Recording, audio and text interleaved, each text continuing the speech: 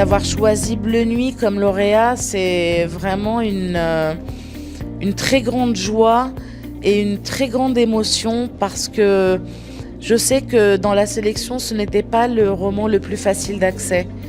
Et voilà, ça me rend très fière.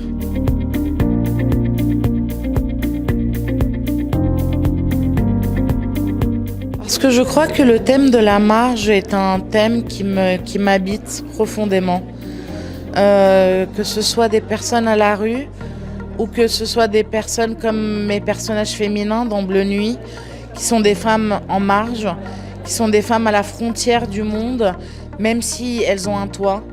Et je crois que cette difficulté à appartenir au monde, à un monde violent, est au cœur de mon écriture et au cœur de mes obsessions. Et vous savez, on dit que les écrivains ont des obsessions. Et je crois que la question de la mémoire et la question de la marge sont deux questions qui me harcèlent régulièrement.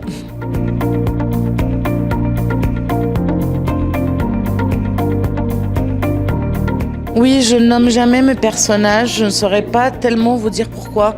Peut-être pour garder un côté universel, peut-être pour que chaque lecteur puisse s'y identifier. Et aussi, c'est une manière pour moi d'être au plus près d'eux, comme si j'étais eux quelque part sans les nommer.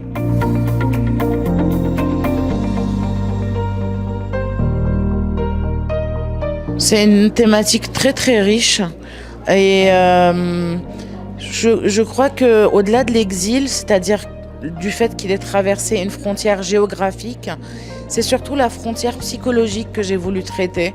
C'est surtout de ça que j'ai voulu parler, de ces personnes qui sont en rupture, avec le monde, quel qu'il soit. Il se trouve que le monde de mon personnage n'est pas seulement le Paris des années 2000, mais aussi le Liban des années 80. Et ça, on va le découvrir par la suite.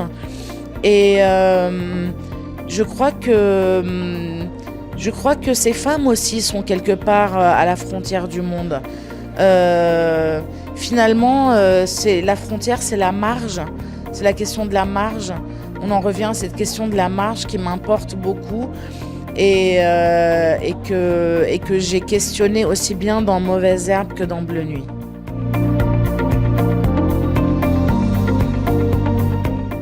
Oui, bien sûr, l'écriture commence à me rappeler. Là, ça fait 1 an et demi que je n'ai pas écrit et là, je sais que ça va être le moment de me remettre au boulot.